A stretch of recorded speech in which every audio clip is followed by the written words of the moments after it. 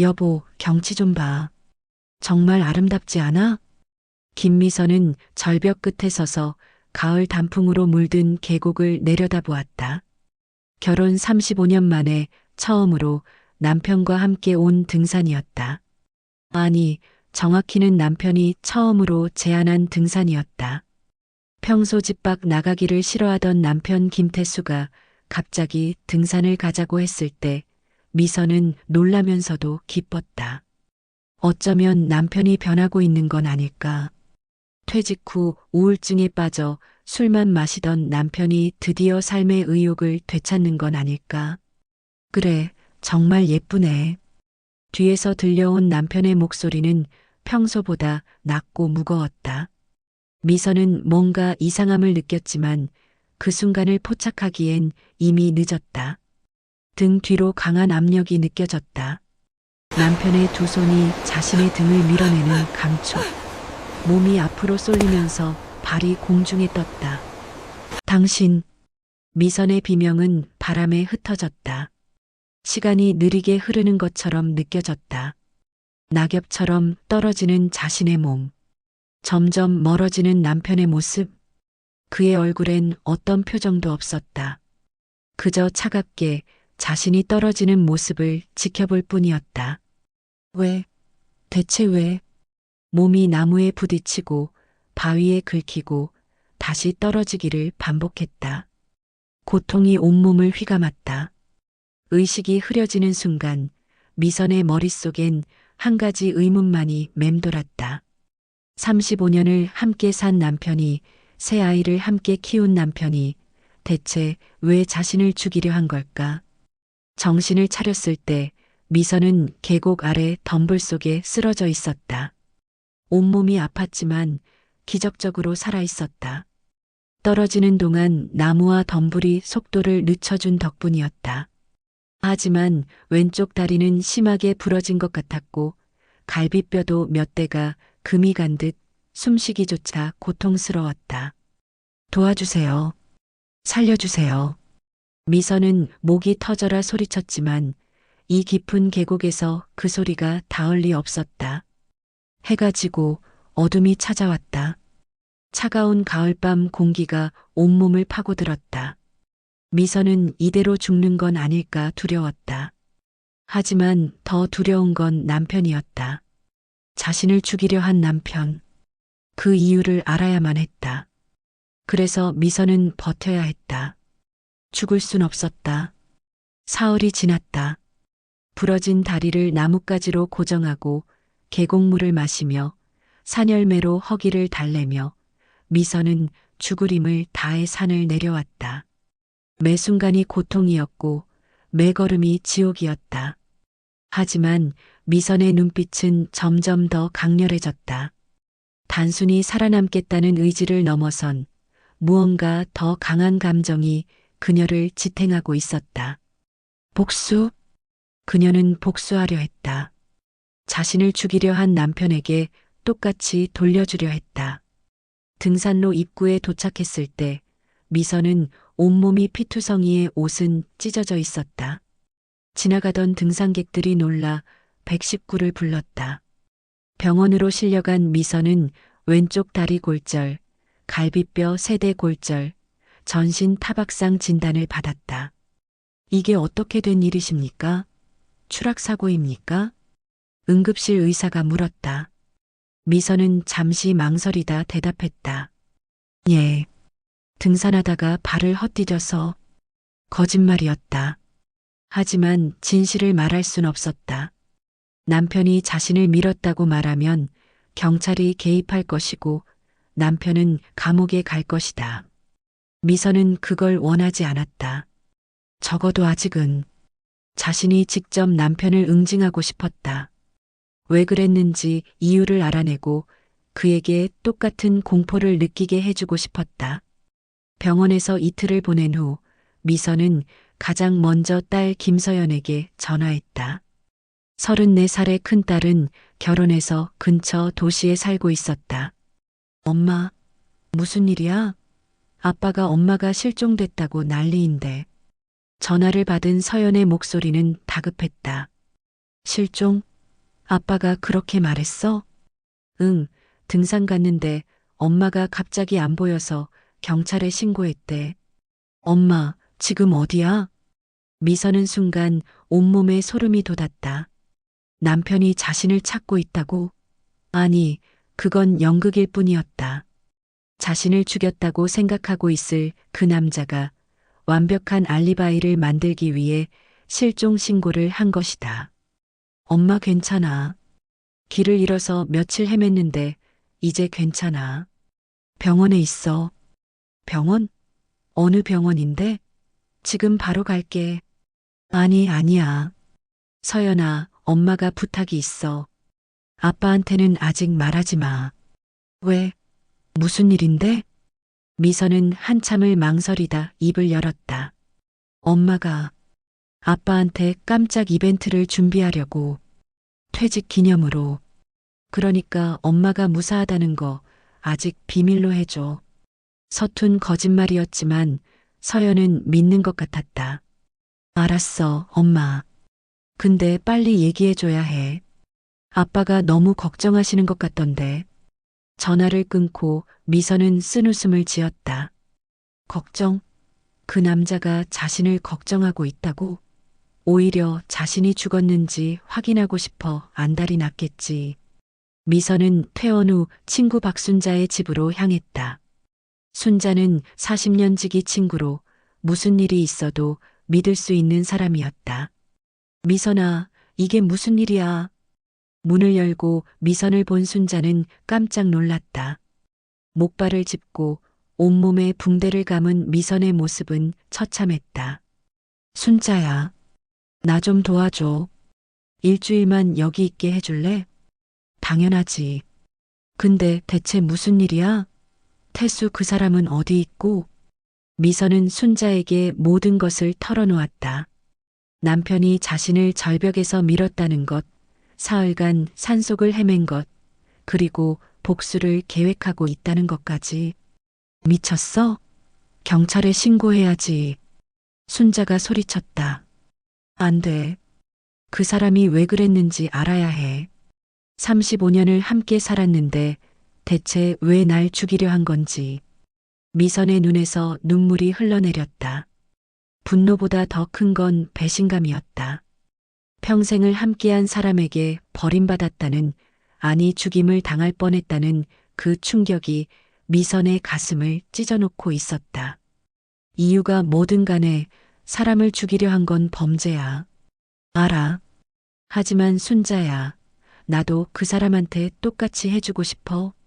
죽을 뻔한 그 공포를 느끼게 해주고 싶어. 순자는 고개를 저었지만 결국 미선을 말리지 못했다. 일주일 후 미선은 다리가 어느 정도 회복되자 집 근처로 돌아왔다. 하지만 집으로 들어가진 않았다. 대신 멀리서 남편을 관찰하기 시작했다. 남편의 일상을, 그의 행동을, 그의 비밀을 파헤치기 위해서였다. 김태수는 평소와 다름없는 일상을 살고 있었다. 아침에 일어나 커피를 마시고 신문을 읽고 오후엔 동네 친구들과 당구를 치러 나갔다. 저녁엔 소주를 마시며 TV를 봤다. 아내가 실종됐다는 사람의 모습이라곤 전혀 보이지 않았다. 하지만 이틀째 되는 날 미선은 이상한 것을 발견했다. 태수가 평소 가지 않던 곳으로 향하는 것이었다. 오토바이를 타고 시내로 나간 태수는 한 카페 앞에서 멈춰섰다. 그리고 그곳에서 한 여자를 만났다. 40대 중반쯤으로 보이는 염색한 머리에 화장을 진하게 한 여자였다. 태수는 그 여자와 반갑게 인사를 나눴고 함께 카페 안으로 들어갔다. 미선은 멀리서 그 모습을 지켜봤다. 가슴이 쿵쾅거렸다. 혹시 저 여자 때문에 남편이 외도를 하고 있었던 걸까? 1시간 후 두 사람이 카페에서 나왔다. 태수는 여자의 손을 잡았고 여자는 환하게 웃었다. 그들은 근처 모텔로 향했다. 미선은 그 장면을 보며 온몸이 떨렸다. 분노인지 슬픔인지 배신감인지 알 수 없는 감정이 폭발할 것 같았다. 이제 이유를 알 것 같았다. 남편은 저 여자와 새로운 삶을 시작하기 위해 자신을 죽이려 했던 것이다. 2시간 후 모텔에서 나온 태수와 여자는 다시 작별 인사를 나눴다. 태수는 오토바이를 타고 집으로 돌아갔고 미선은 그 여자를 뒤쫓았다. 여자는 근처 아파트로 들어갔다. 미선은 아파트 입구에서 여자의 이름을 확인했다. 1502호 이혜진. 이혜진. 미선은 그 이름을 중얼거렸다. 남편의 목숨과 맞바꾼 여자의 이름. 미선은 주머니에서 휴대폰을 꺼내 사진을 찍었다. 증거를 남기기 위해서였다. 순자의 집으로 돌아온 미선은 밤새 잠을 이루지 못했다. 남편이 다른 여자와 바람을 피우고 있었다는 사실이 머릿속을 떠나지 않았다. 35년 결혼 생활. 새 아이를 낳고 키우며 시부모 봉양하고 가난한 시절을 함께 버텨낸 세월. 그 모든 게 무의미해진 것 같았다. 이제 어떻게 할 거야? 아침에 일어난 순자가 물었다. 원래 계획대로 할 거야. 그 사람이 날 죽이려 했던 것처럼 나도 그 사람한테 똑같이 해줄 거야. 미선아, 정말로 그럴 거야? 사람을 죽이려는 건 범죄야. 너까지 범죄자가 될 필요는 없어. 죽이진 않을 거야. 단지 죽을 뻔한 그 공포를 느끼게 해주고 싶을 뿐이야. 그리고 내가 살아있다는 걸 보여주고 싶어. 그 순간 그 사람 얼굴이 어떻게 변할지 보고 싶어. 미선의 목소리는 차갑게 가라앉아 있었다. 며칠 동안 미선은 남편의 동선을 파악했다. 태수는 매주 수요일과 토요일 오토바이를 타고 시내로 나가 이혜진을 만났다. 그리고 같은 경로로 집으로 돌아왔다. 시내에서 집으로 돌아오는 길목에는 한적한 도로가 있었다. 차량도 많지 않고 CCTV도 없는 곳이었다. 거기서 할 거야. 미선은 지도를 보며 중얼거렸다. 뭘 어떻게 할 건데? 순자가 걱정스러운 얼굴로 물었다. 차로 오토바이를 들이받을 거야. 그 사람이 쓰러지면 내 얼굴을 보여줄 거야. 내가 살아있다는 걸, 내가 모든 걸 알고 있다는 걸 보여주는 거지. 그러다 정말로 죽으면 어떡해? 안 죽게 조심할 거야. 내가 원하는 건 복수가 아니라 그 사람한테 진실을 듣는 거니까. 하지만 미선 자신도 알고 있었다. 복수와 진실 사이 어딘가에 자신의 진짜 마음이 있다는 것을. 남편을 여전히 사랑하는지 아니면 정말로 증오하는지조차 확신할 수 없었다. 아들의 등장. 목요일 아침 미선의 휴대폰이 울렸다. 둘째 아들 김민준이었다. 31살의 민준은 서울에서 회사를 다니고 있었다. 엄마, 나 민준이야. 엄마 괜찮으세요? 민준아? 어떻게? 누나한테 들었어요. 엄마가 산에서 길을 잃었다가 병원에 입원했었다고. 왜 아무 말도 안 하신 거예요? 미안해, 민준아. 걱정 끼치고 싶지 않아서. 지금 어디 계세요? 제가 당장 갈게요. 아니야, 괜찮아. 이제 다 나았어. 근데 왜 집에 안 들어가세요? 아빠가 엄마 찾으신다는데. 미선은 잠시 말문이 막혔다. 민준에게 진실을 말해야 할까? 하지만 아직은 때가 아니었다. 엄마가 아빠랑 좀 떨어져 있고 싶어서. 요즘 아빠랑 사이가 안 좋거든. 거짓말은 아니었다. 남편과의 사이는 최악이었다. 물리적으로만이 아니라 감정적으로도. 그럼 제가 가서 아빠랑 얘기해 볼게요. 부부싸움은 칼로 물베기라고 금방 풀릴 거예요. 민준아, 아빠한테는 엄마 위치 말하지 마. 알았지? 네. 알겠어요. 근데 엄마 무슨 일 있는 거 아니에요? 목소리가 이상한데. 괜찮아.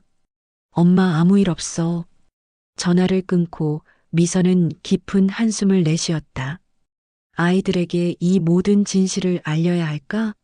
아버지가 어머니를 죽이려 했다는 사실을.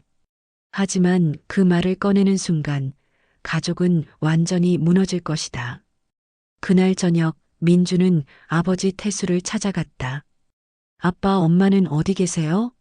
아빠도 몰라. 산에서 실종됐다가 연락이 끊겼어. 경찰도 찾고 있는데 아무 소식이 없어. 태수의 목소리는 걱정스러워 보였다. 하지만 민주는 뭔가 이상함을 느꼈다.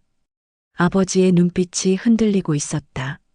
누나가 엄마랑 통화했다던데요? 뭐? 태수의 얼굴이 굳어졌다. 누나가 엄마랑 통화했대요. 엄마 괜찮으시대요. 그게 정말이야? 어디 계시는데? 모르겠어요. 엄마가 위치는 말하지 말래요. 아빠랑 좀 떨어져 있고 싶으시대요. 태수는 잠시 멍하니 서 있었다. 아내가 살아있다. 그것도 멀쩡히.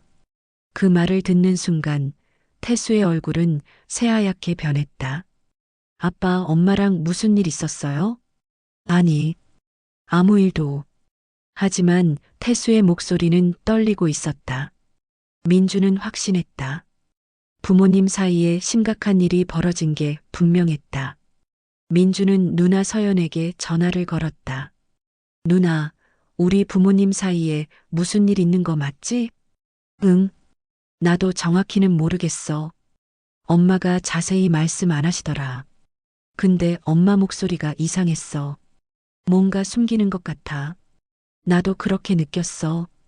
산에서 길을 잃었다가 병원에 입원까지 했다는데 왜 우리한테 제대로 알리지 않으셨을까? 두 남매는 걱정이 됐다. 그래서 함께 어머니를 찾기로 했다. 서연이 마지막으로 통화할 때 받았던 전화번호로 역추적을 시도했고 결국 순자의 집 주소를 알아냈다. 토요일 오후 서연과 민주는 순자의 집 앞에 도착했다. 초인종을 누르자 순자가 문을 열었다. 누구세요? 안녕하세요. 저희 김미선 씨 딸이랑 아들인데요. 저희 어머니 여기 계시죠? 순자는 당황한 표정으로 뒤를 돌아봤다. 거실에서 미선이 나타났다. 엄마. 서연과 민주는 어머니를 보고 놀랐다. 여전히 목발을 짚고 있었고 얼굴엔 상처 자국이 남아 있었다. 너희들 어떻게 해? 엄마, 도대체 무슨 일이에요? 왜 이렇게 다치셨어요? 서연이 다급히 물었다. 미선은 한참을 망설이다 아이들을 안으로 들였다. 그리고 모든 것을 털어놓았다. 아버지가 자신을 절벽에서 밀었다는 것, 사흘간 산속을 헤맸다는 것, 그리고 아버지가 다른 여자와 바람을 피우고 있다는 것까지. 거짓말이죠? 아빠가 그럴 리 없어요. 민준이 소리쳤다. 나도 믿고 싶지 않았어. 하지만 사실이야. 엄마가 직접 봤어. 서연은 충격을 받아 말을 잇지 못했다. 한참을 침묵하던 서연이 입을 열었다. 엄마, 그럼 경찰에 신고해야죠. 아빠는 살인 미수죄로. 안 돼. 아직은 안 돼. 왜요? 아빠가 엄마를 죽이려 했잖아요. 나도 아빠한테 똑같이 해주려고. 그리고 직접 이유를 듣고 싶어. 엄마, 제정신이세요? 그건 복수예요. 엄마까지 범죄자가 될 순 없어요. 서연의 목소리가 높아졌다. 난 아빠를 죽이려는 게 아니야. 단지 똑같은 공포를 느끼게 해주고 싶을 뿐이야. 그것도 범죄예요, 엄마. 거실에 무거운 침묵이 흘렀다.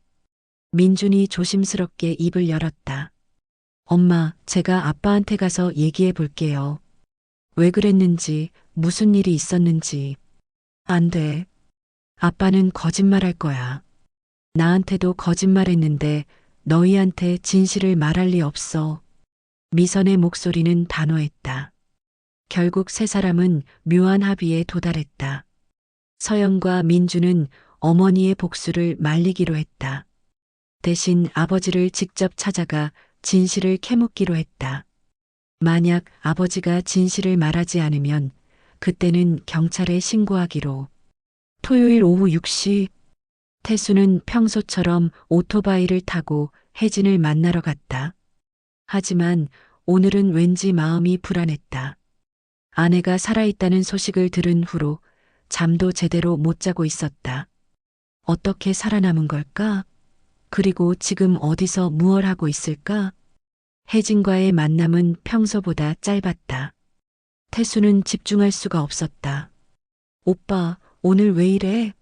무슨 일 있어? 혜진이 물었다. 아니야. 그냥 좀 피곤해서. 요즘 자꾸 이러시네. 나 싫어진 거 아니야? 그런 거 아니야. 미안해. 태수는 혜진과 작별 인사를 하고 오토바이에 올랐다.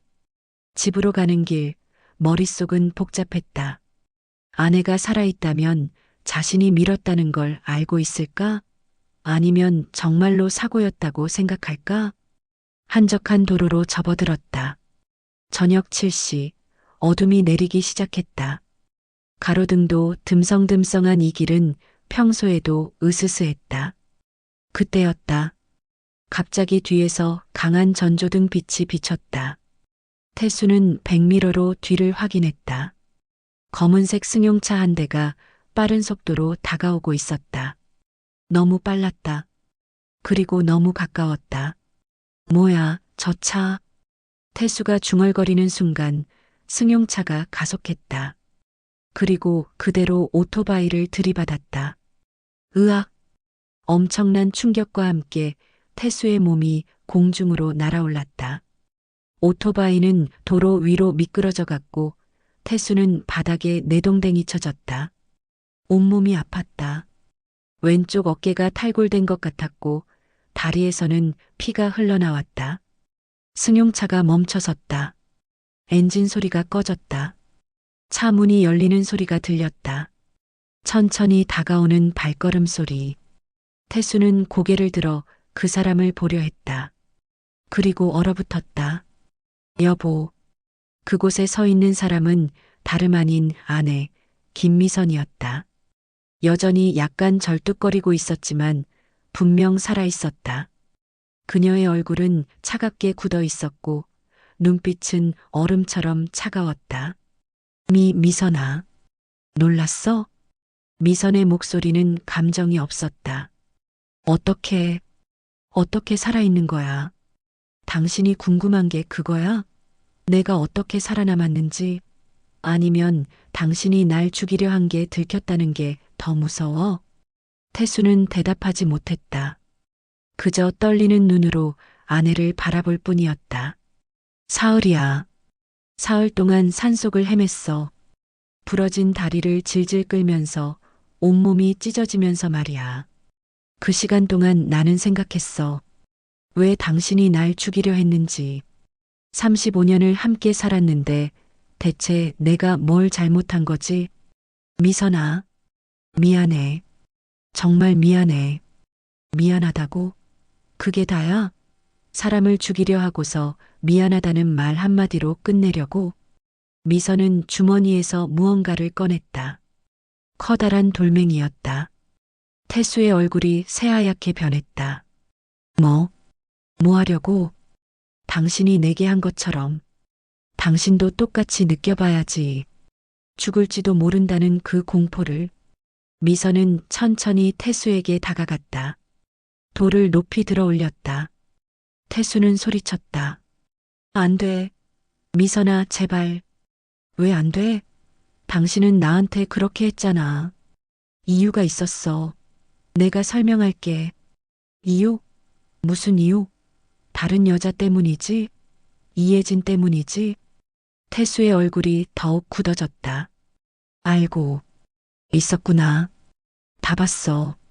당신이 그 여자랑 만나는 거, 모텔 들어가는 거, 다 봤다고. 미선의 목소리가 떨렸다. 분노가 아니라 슬픔으로. 미선아, 그게 아니야. 뭐가 아니야? 내 눈으로 똑똑히 봤는데. 혜진이는 내 딸이야. 순간 미선의 손이 멈췄다. 돌을 든 손이 천천히 내려왔다. 뭐라고? 내 딸이야. 내가 25살 때 만났던 여자의 딸. 그 여자는 내가 임신 사실도 모르고 헤어졌어. 그리고 30년이 지나서 혜진이가 날 찾아왔어. 미선은 말문이 막혔다. 딸, 남편의 숨겨진 딸이라고? 거짓말. 거짓말이지? 아니야. 진짜야. DNA 검사도 했어. 혜진이는 내 친딸이 맞아. 태수의 눈에서 눈물이 흘러내렸다. 그럼 왜 날 죽이려 한 거야? 딸을 만난 게 잘못이야? 그걸 숨긴 게 잘못이야? 그래서 날 죽이려 한 거야? 아니야. 그게 아니라. 태수는 고개를 떨구었다. 혜진이가 병에 걸렸어. 백혈병. 골수이식이 필요한데 나랑은 맞지 않았어. 그래서 형제자매 중에서 찾아야 하는데. 미선은 순간 모든 걸 이해했다. 서연이, 민준이, 응, 그 아이들이 도너가 될 수 있어. 하지만 그러려면 혜진이가 가족이라는 걸 밝혀야 하잖아. 그럼 너한테, 아이들한테, 모두에게 말해야 하잖아. 그럼 우리 가족은 무너질 거야. 그래서 날 죽이기로 한 거야? 가족이 무너지는 것보다 내가 죽는 게 나았어? 미안해. 정말 미안해. 나도 미쳤었어. 혜진이를 살리고 싶은 마음뿐이었어. 30년 동안 모르고 살았던 내 딸을 이제 막 찾았는데 잃을 순 없었어. 태수는 바닥에 엎드려 울었다. 미선은 그 모습을 보며 온갖 감정이 뒤섞였다. 분노, 슬픔, 배신감, 그리고 묘하게도 이해. 한 생명을 살리기 위해 다른 생명을 희생시키려 한 남편. 그게 옳은 일은 아니었지만 그 절박함을 이해할 수 없는 것도 아니었다. 하지만 여전히 용서할 수는 없었다. 자신의 목숨을 저울질한 그 순간을. 아이들의 선택? 바로 그때 또 다른 차 한 대가 도착했다. 서연과 민준이었다.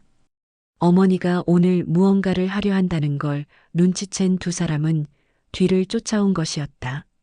엄마. 서연이 차에서 내려 달려왔다. 아빠. 민준도 쓰러진 아버지를 보고 놀라 달려왔다. 너희들, 왜 여기? 미선이 당황하며 말했다. 엄마, 이게 무슨 짓이에요? 서연이 소리쳤다. 엄마가 그러겠다고 했잖아. 아빠한테 똑같이 해준다고. 그래도 이건 너무해요. 민준이 아버지를 부축하며 말했다. 태수는 고개를 들어 아이들을 봤다. 미안하다. 아빠가 정말 미안하다. 아빠, 왜 그러셨어요? 왜 엄마를? 서연이 물었다. 태수는 한참을 망설이다 모든 것을 털어놓았다. 혜진의 존재를, 그녀의 병을, 그리고 자신이 저지른 끔찍한 선택을. 아이들은 충격에 빠졌다. 아버지에게 다른 딸이 있었다는 것도, 그 딸을 살리기 위해 어머니를 죽이려 했다는 것도 믿기지 않았다. 그럼 우리가 골수 기증을 하면 되잖아요. 민준이 말했다. 뭐? 그 혜진이라는 사람이 아빠 딸이고 우리 이복자매라면 우리가 도와줄 수 있잖아요. 골수 기증 말이에요. 민준아. 태수의 눈이 커졌다. 전 괜찮아요. 검사 받고 맞으면 기증할게요. 나도. 서연도 고개를 끄덕였다. 그 사람이 우리 언니라면 당연히 도와줘야죠. 그게 가족이잖아요. 두 남매의 말에 태수는 목이 메었다. 자신은 한 생명을 살리기 위해 다른 생명을 해치려 했는데 아이들은 아무 조건 없이 모르는 언니를 돕겠다고 했다. 너희들 정말 괜찮은 거니? 네.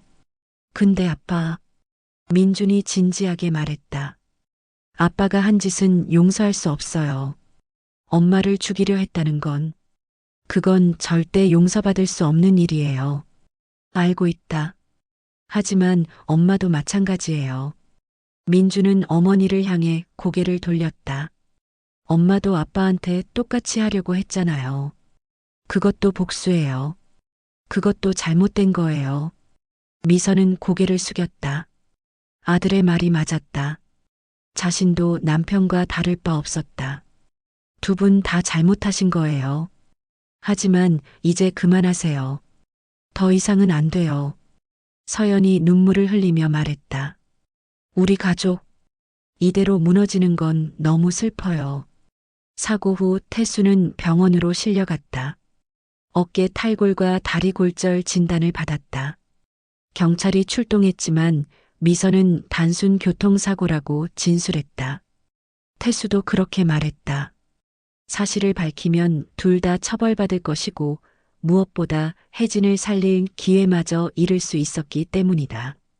병원 침대에 누운 태수는 천장을 바라보며 지난 일들을 떠올렸다. 자신이 얼마나 어리석었는지, 얼마나 이기적이었는지 깨달았다. 한 생명을 살리려다 더 많은 것을 잃을 뻔했다. 병실 문이 열리고 미선이 들어왔다. 태수는 놀라 고개를 돌렸다. 미선아, 말은 안 할 거야. 그냥 이것만 주러 왔어. 미선은 서류 몇 장을 침대 위에 놓았다. 골수 이식 동의서였다. 서영과 민준, 그리고 막내딸 수진까지 세 아이 모두의 동의서였다. 아이들이 모두 검사받기로 했어. 그리고 맞으면 기증하겠대.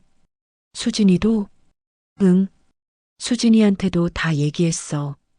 그 애도 언니를 돕고 싶다고 했어. 태수의 눈에서 눈물이 흘러내렸다. 미안해. 정말 미안해. 미안하다는 말은 이제 지겨워.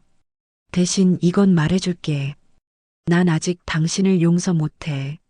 어쩌면 평생 용서 못할지도 몰라. 하지만 미선은 잠시 말을 멈췄다. 하지만 혜진이는 구해야 해. 그 아이는 잘못이 없으니까. 당신의 딸이고 우리 아이들의 언니니까. 미선아, 고마워. 정말 고마워. 고맙다는 말도 하지 마. 난 당신을 위해서 하는 게 아니야. 그저 옳은 일이니까 하는 거야. 미선은 돌아서서 병실을 나가려 했다. 그때 태수가 불렀다. 미선아, 뭐, 이혼, 하고 싶으면 해. 내가 서류에 도장 찍을게. 내가 한 짓을 생각하면 당연한 일이야. 미선은 한참 동안 침묵했다. 그리고 대답했다. 아직은 모르겠어. 지금은 아무것도 결정할 수 없어. 일단 혜진이부터 살리자. 그 다음에 생각할게. 일주일 후 검사 결과가 나왔다. 서연의 골수가 혜진과 가장 잘 맞았다. 서연은 주저없이 기증하겠다고 했다. 이식 수술 전날 미선은 처음으로 혜진을 만났다. 병원 입원실에 누워있는 혜진은 창백하고 수척했지만 눈만은 또렷했다. 안녕하세요. 어머님. 혜진은 조심스럽게 인사했다. 혜진이구나. 처음 보네. 죄송해요. 쟤 때문에 가족분들이 고생하시고 내 잘못은 아니야. 미선은 혜진 옆에 앉았다. 너도 피해자야. 내 아버지가 잘못한 거지.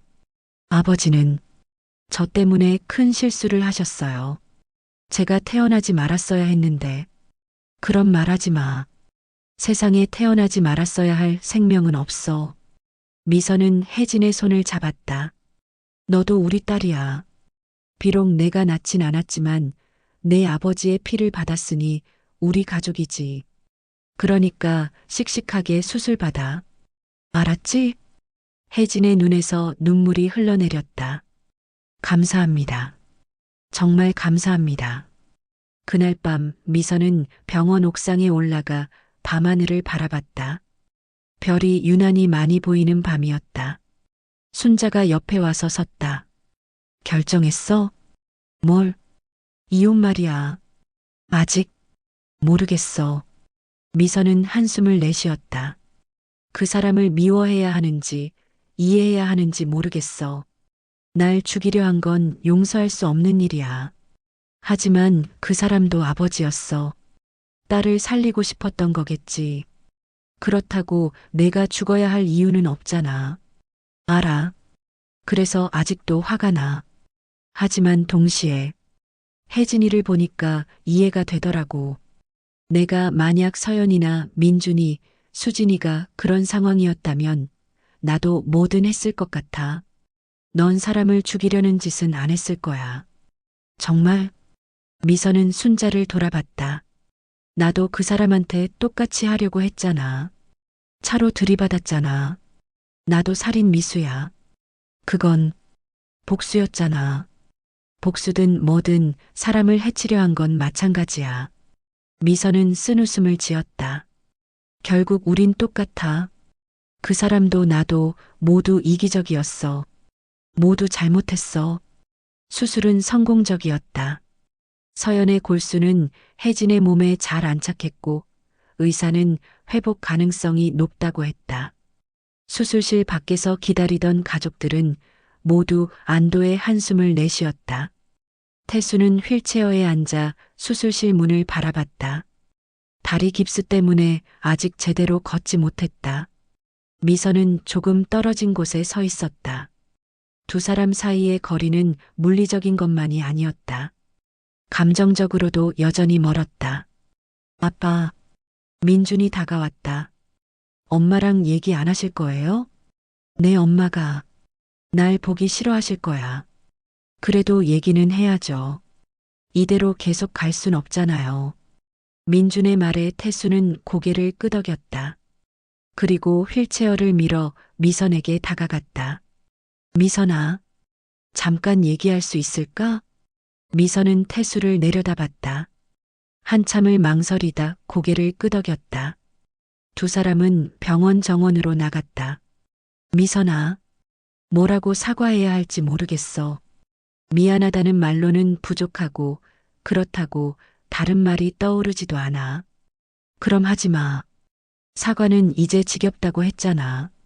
알아. 그래도 할 말은 있어. 태수는 깊은 숨을 들이쉬었다. 나는 35년 동안 좋은 남편이 아니었어. 좋은 아버지도 아니었고, 너한테 많이 의지했고, 많이 짐이 됐지. 그런데 막상 내가 필요 없어지니까, 아니, 혜진이가 더 급해 보이니까, 너를 버리려 했어. 정말 최악이었어. 미선은 대답하지 않았다. 이혼하고 싶으면 해. 당장이라도 서류에 도장 찍을게. 그게 내가 원하는 거라면. 난 아직 모르겠어. 미선이 처음으로 입을 열었다. 당신을 용서해야 할지, 떠나야 할지. 35년이라는 시간이 하루아침에 무너진 것 같아.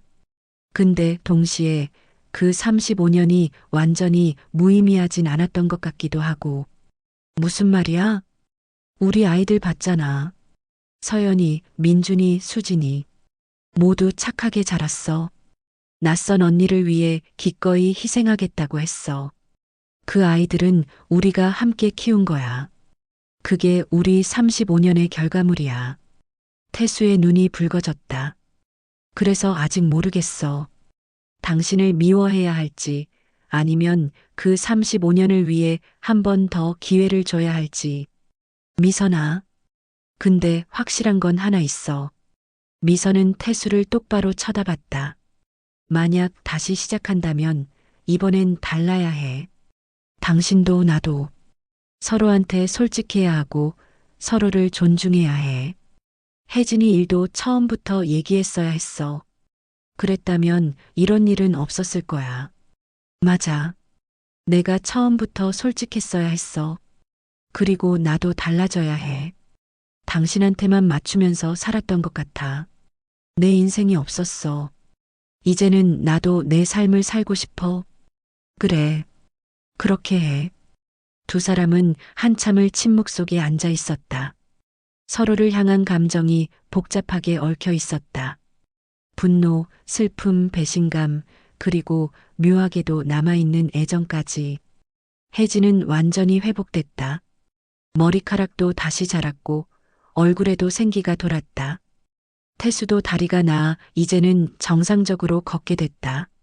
미선의 다리도 거의 회복됐다. 신체적 상처는 아물었지만 마음의 상처는 아직 남아 있었다. 미선과 태수는 여전히 같은 집에 살고 있었다. 하지만 관계는 예전과 달랐다. 부부라기보다는 룸메이트에 가까웠다. 각자의 방에서 자고 각자의 시간을 보냈다. 함께 있지만 함께가 아닌 묘한 동거 생활이었다. 엄마, 오늘 저녁 우리 집에서 먹어요. 서연이 전화를 걸어왔다. 무슨 날인데? 혜진 언니 퇴원 기념이요. 다 같이 모이기로 했어요. 그래, 알겠어. 저녁 무렵 서연의 집에는 온 가족이 모였다.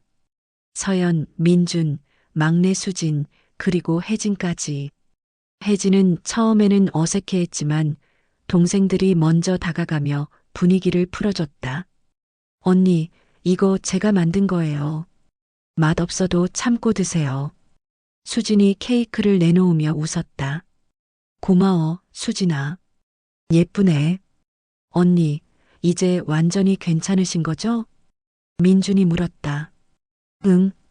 의사 선생님이 완치됐대. 다들 덕분이야. 언니가 우리 가족이니까요. 당연한 거죠. 서연이 환하게 웃었다. 그 모습을 보던 미선은 가슴이 뭉클했다. 아이들은 어른들보다 훨씬 더 넓은 마음을 가지고 있었다. 혈연이든 아니든 가족은 가족이라고 받아들였다. 태수도 한쪽 구석에서 그 모습을 지켜봤다. 자신이 저지른 실수로 무너질 뻔했던 가족이 아이들의 사랑으로 다시 뭉쳐지고 있었다. 자, 다들 건배해요. 서연이 잔을 들었다. 혜진 언니의 완치를 축하하며. 건배. 모두가 잔을 부딪혔다. 웃음소리가 집안을 가득 채웠다. 식사 후 혜진이 조심스럽게 미선에게 다가왔다. 어머님, 잠깐 얘기 좀 할 수 있을까요? 그래, 밖에 나갈까? 두 사람은 베란다로 나갔다. 저녁 바람이 시원하게 불었다. 어머님, 정말 죄송해요.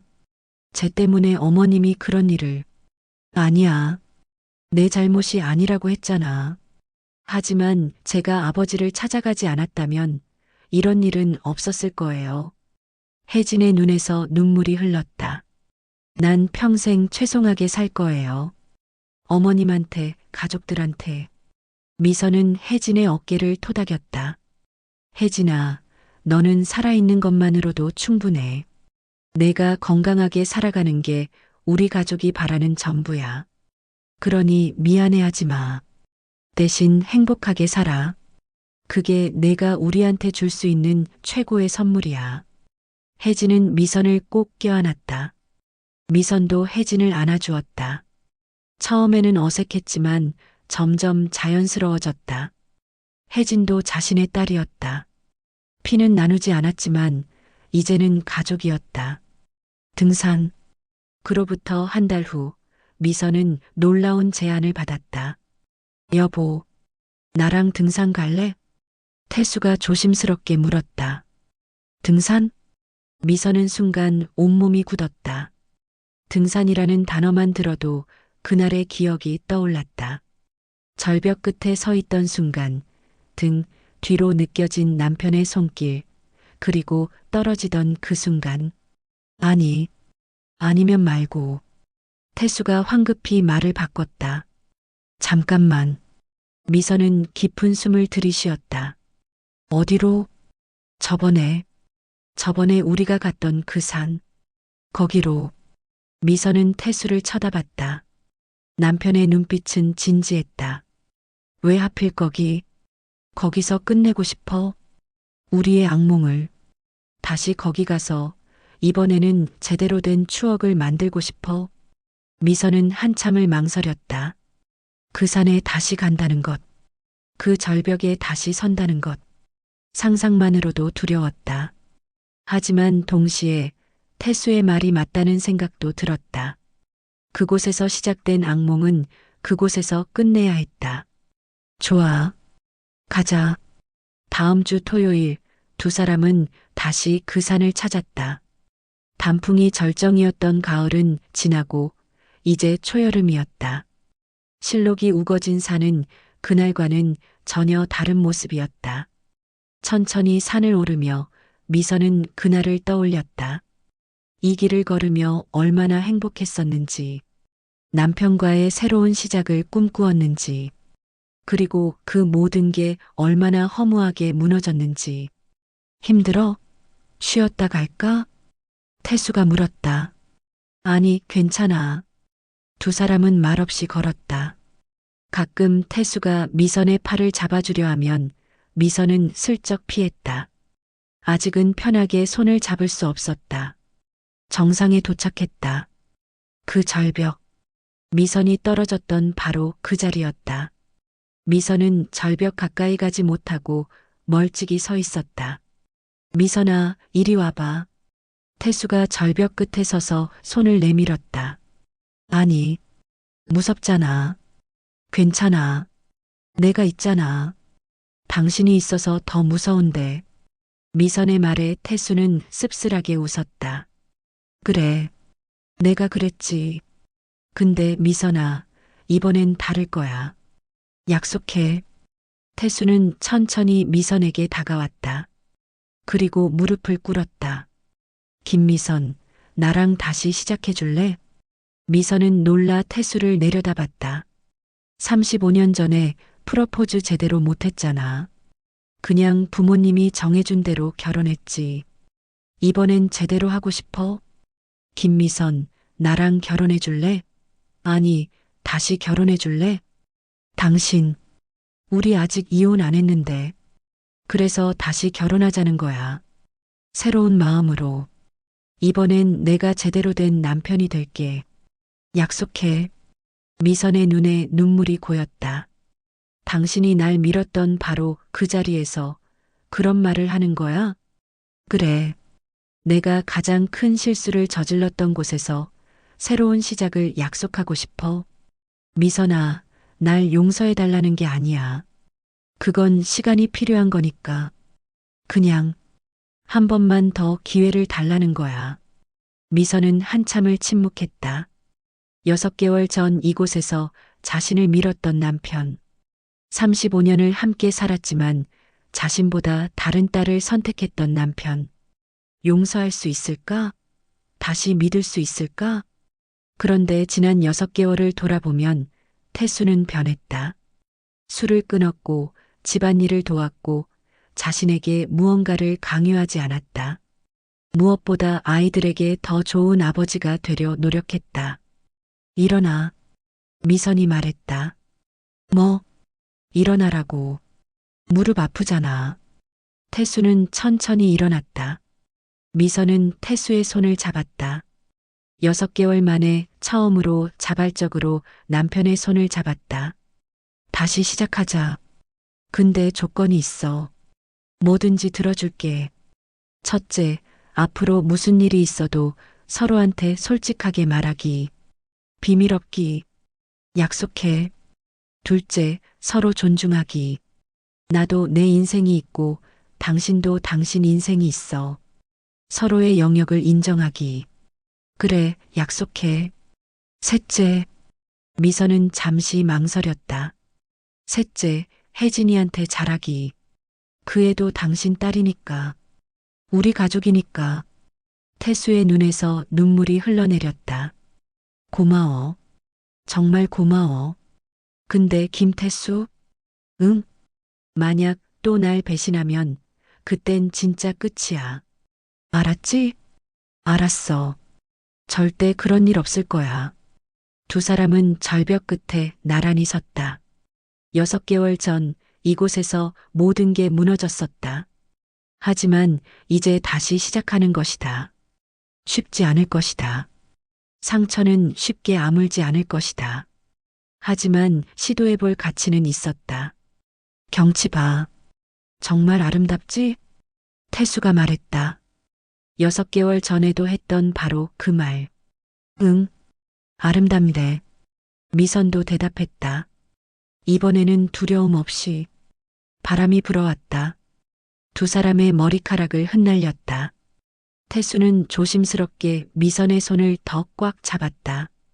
미선은 그 손을 뿌리치지 않았다. 1년 후 언니 사진 찍어요. 수진이 카메라를 들고 소리쳤다. 잠깐만 머리 좀 정리하고. 혜진이 급히 머리를 매만졌다. 가족들은 모두 한 곳에 모여 있었다. 서연의 둘째 아이 돌잔치였다.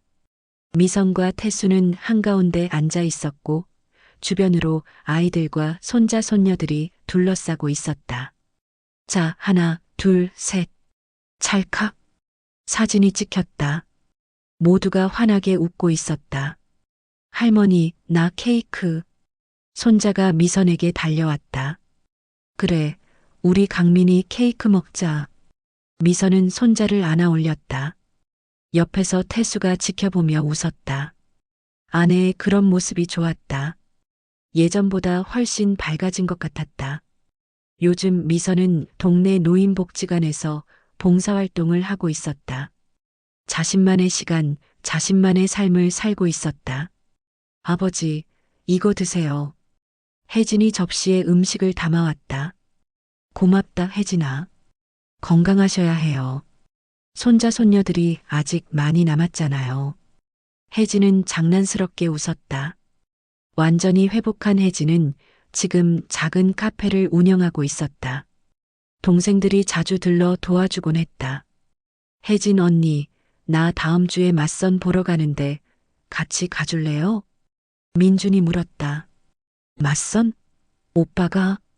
그래, 이제 슬슬 결혼해야지. 나만 혼자잖아. 좋아, 내가 코디해 줄게. 형제자매들의 웃음소리가 울려 퍼졌다. 미선은 그 모습을 지켜보며 감사함을 느꼈다. 1년 전만 해도 이 가족은 산산조각 날 뻔했다. 하지만 지금은 이렇게 모두 함께 있었다. 완벽하진 않았다. 여전히 태수를 볼 때면 그날의 기억이 떠오를 때가 있었다. 가끔은 화가 나기도 했다. 하지만 그것도 삶의 일부였다. 뭘 그렇게 보고 있어? 태수가 다가와 물었다. 아이들, 저렇게 사이좋은 모습 보면 기분이 좋아. 그러게. 우리보다 훨씬 낫지? 그럼, 우리보다 훨씬 나아. 미선은 웃었다. 태수도 따라 웃었다. 미선아, 왜? 사랑해. 갑작스러운 고백에 미선은 당황했다. 갑자기 왜 그래? 그냥 말하고 싶어서. 요즘 자주 못 말했잖아. 미선은 잠시 침묵했다가 대답했다. 나도 아직은 잘 모르겠어. 사랑하는지. 근데 당신과 함께 있는 게 나쁘지만은 않아. 그것만으로도 충분해. 태수는 미선의 손을 잡았다. 이번에는 미선이 먼저 손가락을 깍지 꼈다. 해가 저물고 있었다. 황금빛 석양이 창문으로 들어와 가족들을 비췄다. 웃음소리, 아이들 떠드는 소리, 그릇 부딪히는 소리. 평범하지만 소중한 일상이었다. 미선은 창밖을 내다봤다. 저 멀리 산이 보였다. 1년 전 자신이 떨어졌던 그 산. 하지만 이제는 더 이상 두렵지 않았다. 그곳에서 떨어졌지만 결국 살아남았다. 그리고 다시 일어섰다. 인생도 그런 것 같았다. 떨어지고 깨지고 상처받지만 결국 다시 일어서는 것. 완벽하게 회복되지는 않더라도 그럭저럭 살아가는 것. 엄마, 뭐해요? 케이크 자르러 가요. 서연이 불렀다. 응, 간다. 미선은 가족들에게로 돌아갔다. 태수가 자리를 비켜주었고 미선은 그 옆에 섰다. 손자가 촛불을 끄려고 애쓰는 모습을 보며 모두가 박수를 쳤다. 후, 촛불이 꺼졌다. 그리고 새로운 빛이 켜졌다. 아니, 원래부터 있었던 빛이 더 밝게 빛나기 시작한 것이다. 가족이라는, 사랑이라는, 용서라는 이름의 빛. 저녁 늦게 집으로 돌아온 미선과 태수는 함께 동네 공원을 산책했다. 요즘 두 사람의 일상이었다. 저녁 식사 후 손을 잡고 공원을 한 바퀴 도는 것. 오늘 즐거웠어. 태수가 말했다. 응. 아이들이 다 모이니까 좋더라. 혜진이도 완전히 가족이 된 것 같아. 다들 자연스럽게 대해주고. 그러게. 처음엔 어색했는데 이제는 원래 가족이었던 것처럼 느껴져. 둘은 벤치에 앉았다. 밤하늘에 별이 반짝였다. 미선아, 물어봐도 돼? 뭘? 날 정말 용서한 거야? 미선은 한참을 생각했다. 솔직히 말하면 완전히 용서했다고는 못하겠어. 가끔은 아직도 화가 나고 가끔은 아직도 무섭고. 근데 미선은 태수를 돌아봤다. 용서가 꼭 있는 건 아니잖아. 기억하면서도 함께 살아갈 수 있는 거. 그게 진짜 용서 아닐까? 그래. 내 말이 맞아. 그리고 당신도 변했어. 예전의 당신이 아니야. 그게 날 계속 여기 있게 만드는 것 같아. 태수는 미선의 손을 꼭 잡았다. 나도 노력할게. 계속. 평생. 알아. 그거면 돼. 두 사람은 한동안 말없이 앉아 있었다. 공원을 산책하는 사람들, 벤치에 앉아 이야기하는 연인들, 강아지와 뛰어노는 아이들. 평범한 밤의 풍경이었다. 미선아. 응? 우리 다음 달에 여행 갈까? 아이들 다 큰 김에 우리 둘이서만. 여행? 어디로? 제주도. 거기 한 번도 안 가봤잖아. 결혼 35년 만에 처음 가는 신혼여행인 셈치고. 미선은 웃었다. 신혼여행이라니. 우린 이미 노부부인데. 노부부도 신혼여행 가지. 안 되는 법 있어? 그래, 가자. 당신이 다 계획하고. 알았어. 태수는 마치 아이처럼 기뻐했다. 둘은 일어나 다시 걷기 시작했다. 천천히 나란히. 때로는 태수가 앞서가고 때로는 미선이 앞서갔다. 하지만 결국 같은 방향으로 걷고 있었다. 집에 도착했을 때 현관문 앞에서 태수가 미선을 불렀다. 미선아. 왜? 아무것도 아니고. 그냥 이 순간이 좋아서. 우리 이렇게 함께 있다는 게. 미선은 미소 지었다. 나도. 두 사람은 집 안으로 들어갔다. 불이 켜지고 집이 따뜻해졌다. 각자의 자리에 앉아 차를 마시며 TV를 보며 평범한 저녁 시간을 보냈다. 창밖으로 보이는 저 산. 1년 전 그곳에서 모든 게 무너졌다. 하지만 지금 그들은 다시 여기 있었다. 완전하지 않지만 그래도 함께. 부서졌지만 그래도 함께 꿰맞춰진 채로. 그것이 인생이었다. 완벽할 순 없지만 그래도 계속되는. 상처받지만 그래도 치유되는. 떨어지지만 그래도 다시 일어서는. 그리고 그것이 사랑이었다. 완벽할 순 없지만 그래도 계속하는. 배신당해도 그래도 다시 믿어보는. 깨져도 그래도 다시 이어붙이는. 미선은 TV를 보다가 고개를 돌려 옆자리에 태수를 봤다. 태수는 졸고 있었다. 미선은 담요를 가져다 태수에게 덮어주었다. 태수는 잠결에 미선의 손을 잡았다. 고마워. 잠꼬대처럼 중얼거리는 소리. 미선은 그 손을 가만히 잡고 있었다. 여전히 완전히 믿을 순 없었다. 여전히 완전히 용서할 순 없었다. 하지만 지금 이 순간만큼은 이것으로 충분했다. 절벽 끝에서 떨어졌던 여자. 그 여자를 죽이려 했던 남자. 서로에게 상처를 주었던 두 사람. 하지만 지금 그들은 살아 있었다.